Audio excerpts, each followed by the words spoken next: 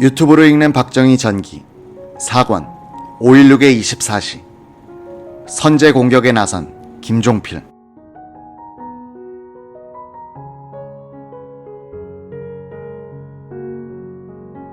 6번 헌병감 문제준 대령의 병력 차출 명령에 대하여 제3CID 대장 김영우 중령은 언제든지 소집하면 30명은 대기시킬 수 있습니다 라고 답했다. 방자명 제15 CID 대장은 부산에 가서 밀수 수사를 하고 있는 병력 19명을 철수시키겠습니다 라고 하여 헌병감은 승낙했다. 최고회의 옥상에서 문제준 대령으로부터 김종필을 붙들어다가 혼내주자는 이야기를 들은 박지옥 공수단장은 장도영 내각수반 비서실장인 이회영 대령을 찾아가서 조금 전에 있었던 이야기를 해줬다. 이 대령은 문제준은 성격이 왈칵하는 사람이니 말려야 한다. 나도 말려보겠다 라고 했다. 박지옥이 부대로 돌아와 있으니 이회영이 전화를 걸어왔다. 문제준에게 그 일을 중단하라고 통보했다는 내용이었다. 다음날인 6월 29일 박지옥은 부대로 출근하는 길에 문제준에게 들렀다. 문제준은 여전히 어제의 결심을 재확인하는 것이었다. 박지옥은 부대로 출근한 뒤 부단장 김재민 중령을 불러 어제 지시한 1개 중대의 병력 동원 준비 관계는 어떻게 되었나 하고 물었다. 김재민은 이렇게 대답했다고 한다. 김종필 부장을 혼내준다는 것이 개인 대 개인의 일이라면 몰라도 병력을 동원한다는 것은 곤란합니다.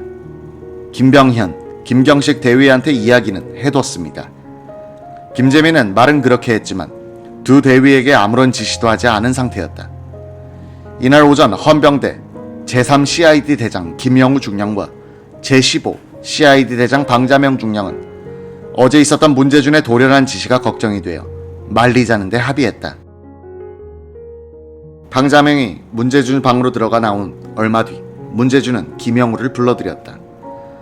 어제는 내가 너무 흥분해서 그랬는데 김종필이하고는 화해할 것이니 어제 한 말은 취소한다. 전날 저녁 부산에서 밀수 사건을 수사 중 철수 명령을 받은 제15 CID 대원 20명은 29일 오후에 서울로 올라왔다. 방자명 제15 CID 대장은 파견대장 5대위에게만 우리가 김종필 중령 이하 정보부 간부들을 연행해야 할지 모른다고 기뜸해두었다. 방 중령은 자신의 병력을 교대로 대기시키고 2명을 뽑아 헌병감을 경호하게 했다. 7월 1일 문제준은 방자명 중령을 부르더니 병력 대기는 어떻게 하고 있는가 하고 물었다.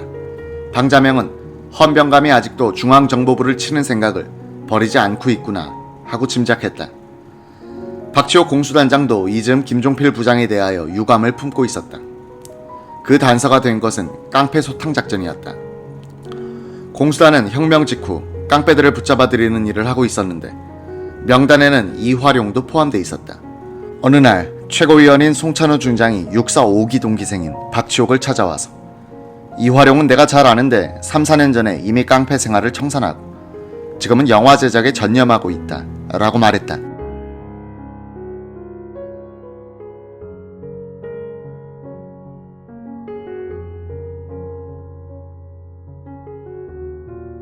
박지옥 단장은 송찬호의 주선으로 이화룡 밑에서 일하는 강전무라는 사람을 만났다. 그의 이야기를 들으니 이화룡은 체포할 필요가 없겠다는 판단이 섰다. 그는 부하들에게 지시하여 이화룡에 대한 체포 지시를 해제했다. 며칠 뒤 강전무가 남녀 배우 몇 명과 함께 위문품을 갖고 부대를 찾아왔다. 박지옥은 이들을 대접하려고 했는데 강전무가 접대를 하겠다고 하여 부하 장교들을 데리고 나가서 옥루정이라는 음식점에서 저녁을 먹었다. 박지옥은 여기서 이화룡을 만나 식사를 한참 하고 있는데 이화룡이 밖으로 나가더니 감감무소식이었다. 그는 동석 중인 김재민 부단장을 불러서 알아보라고 했다. 김중령이 보고하기를 공수부대원들이 이화룡을 감쪽같이 불러내 연행해 갔다는 것이었다. 박지옥은 부하들이 자신에게 반발한 것이라고 생각했다. 그때 공수단에서는 혁명에 가담한 장병들이 기고만장하여 혁명에 가담하지 않은 상관의 말을 잘 듣지 않았다. 박지옥은 이런 점을 지적하여 부하들을 혼내곤 했는데 여기에 불만을 품은 사람들이 장난을 친 것이라고 이해했다. 박지옥은 이화룡을 석방하라고 지시했으나 부하들이 말을 듣지 않았다. 화가 난 박지옥은 장교들을 불러놓고는 이런 식으로 하면 부대를 지휘할 수 없다. 너희들이 11명이 집단 지도체제로 부대를 운영하라고 말하고는 귀가했다. 그 후 장교들이 박치옥의 집으로 찾아가서 사과하여 일이 일단락됐다.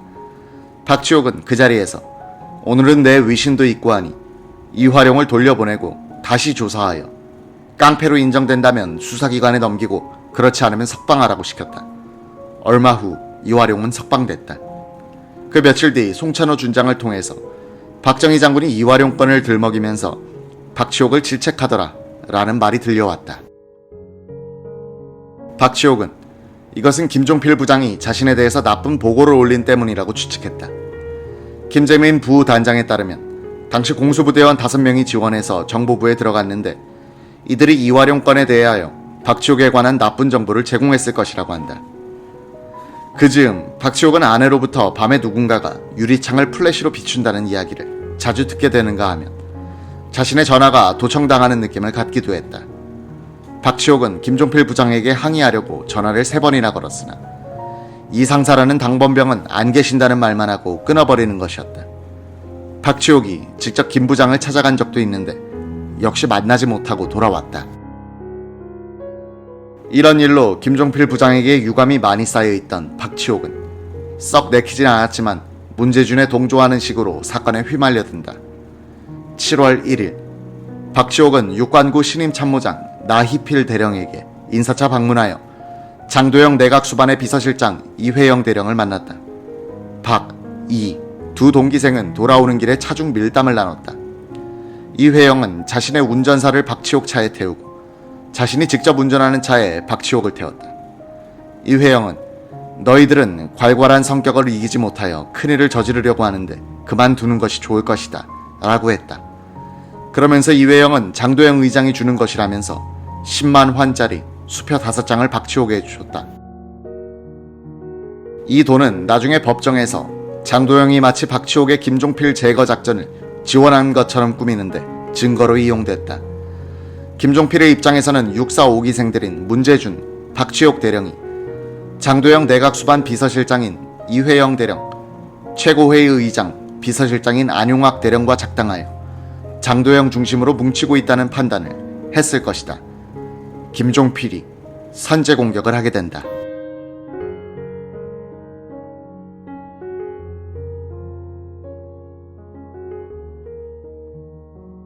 6월 28일 세뮤얼 D. 버거 신임 주한미국 대사는 오후 2시 박정희 최고회의 부의장을 방문한 후 오후 4시에는 중앙청으로 장도영 내각수반을 찾아 환담했다. 이날 이 면담을 전하는 신문기사는 장도영 최고회의 의장이라는 호칭을 빼고 내각수반이라고만 썼다. 사실상 박정희를 1인자로 대우한 보도태도였다. 이 무렵 장도영은 주체 세력 내의 갈등이 위험한 단계로 치닫고 있다는 느낌을 갖게 됐다고 한다. 박정희 부의장과 이야기를 나눌 필요가 있다고 생각하여 부관을 보내 중앙청의 총리실로 와달라고 했다. 저녁 8시경 두 사람은 장도영의 집무실과 붙은 부속실에서 대조하였다. 장도영이 먼저 입을 뗐다. 공수단 병력이 서울 시내에서 철수하고 중앙청 주변도 이제는 평온을 되찾아 줬습니다. 잘하셨습니다. 이제는 병력을 서울에 둘 필요가 없다고 생각합니다. 지금 혁명 세력 안에 틈이 생겨 알력이 점점 심해진다고 하는데 박 장군이 잘 장악해야 할 것이고 박 장군을 중심으로 잘 단결해야 혁명 과업을 성취할 수 있을 거예요. 그 문제는 저도 많이 듣고 있는데 그 내용을 알고 보면 그리 심각한 것이 아닙니다. 일부 사람들이 과장해서 유포시키고 있는 것이니 너무 염려하지 마십시오. 나는 지금 혁명 과업이 너무 광범위하고 과격하게 진행되는 것이라고 생각해요. 우리가 최초에 결정하기로는 이 비상기간을 가급적 단축시키고 그럼으로써 개혁 업무도 축소하여 명확한 성과를 거두자는 것이 아니었소. 지금 우리들이 하고 있는 것은 소위 혁명인데 손을 안 댈 수 없는 꼭 필요한 일을 하고 있다고 생각합니다. 그럼 박 장군은 이 혁명 기간이 얼마나 필요하다고 생각하고 지금 그런 것을 정해놓고 할 수는 없지 않습니까? 혁명 과업의 진척에 따라서 생각해야 할 겁니다. 이 군사혁명을 애국적이고 명예롭게 성취하려면 기간도 짧아야 할 것이고 또 단시일 내에 할 수 있는 과업들을 잘 선택하여 명확한 성과를 거두는 것이 중요해요. 그럼 혁명 기간이 어느 정도여야 한다고 생각하십니까? 내 생각으로는 6개월 정도가 어떨까 하나, 만일 질서를 바로잡기에 너무 짧다면 1년 정도의 종결지어야 한다고 생각하고, 현재 혁명 주체라는 사람들은 일선에 나가서 사단장이나 연대장을 잘 해줘야 할 사람들인데, 그들이 이 나라의 최고 권좌에서 1년 이상이나 막강한 권력을 행사한다면 나중에 비록 그들이 돌아가려고 해도 돌아갈 수 없게 될 것이오. 그리고 그들의 식견으로 봐서도 장기간 집권하여 정치를 잘할 수 없다고 생각하오. 이 대목에서 박정희는 정색을 하고 말했다고 한다. 1년 안에 무슨 혁명을 합니까? 우리가 목숨을 걸고 혁명을 한 것은 이 나라를 바로잡고 청신한 사회를 이룩하자는 것입니다. 지금 우리의 사회상으로는 그렇게 빨리 개혁이 이루어지리라고 생각되지 않습니다. 장도영도 정색을 하고 따졌다고 한다. 그럼 여태껏 우리가 결정하고 추진해온 기본 방침인 조기 민정 복귀는 어떻게 되는 것이고, 박장군 자신이 연명한 행동부대의 조속한 복귀와 조기 선거는 허언이었단 말이오. 박정희는 말문을 닫았다. 한참 동안 두 사람은 어색한 침묵 속에서 시간을 보냈다고 한다. 장도영이 이 침묵을 깼다. 한 2년 정도로 생각하고 있어. 5년이고 10년이고 일을 시작했으니 끝을 내야지. 도중에 중단할 수는 없지 않습니까? 한참 있다가 장도영이 말했다.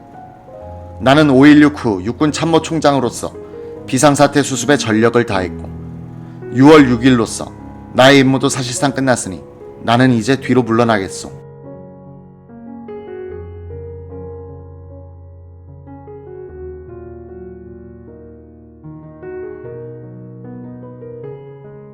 이제부터는 행정이 더욱 중요해진다고 생각합니다. 일을 더 많이 해주셔야 할 단계에서 자꾸만 물러나신다는 말씀을 하시니 이해할 수 없습니다.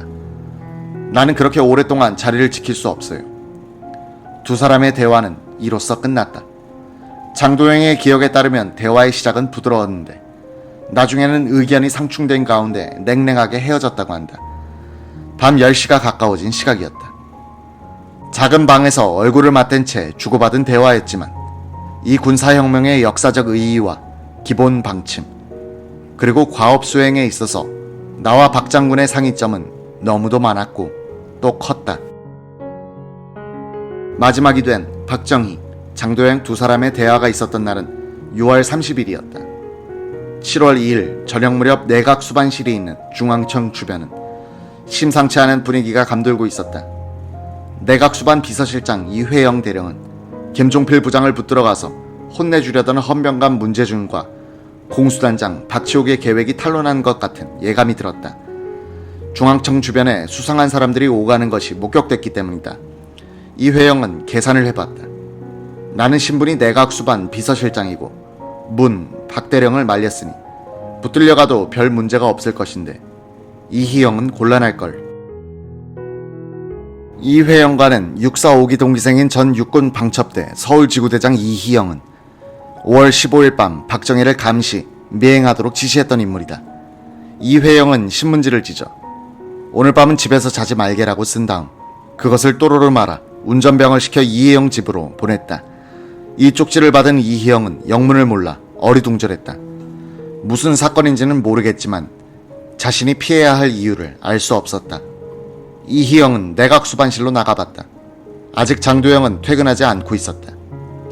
장도영, 이회영, 이희영 세 사람은 수반실에서 2시간가량 얘기를 나눴다.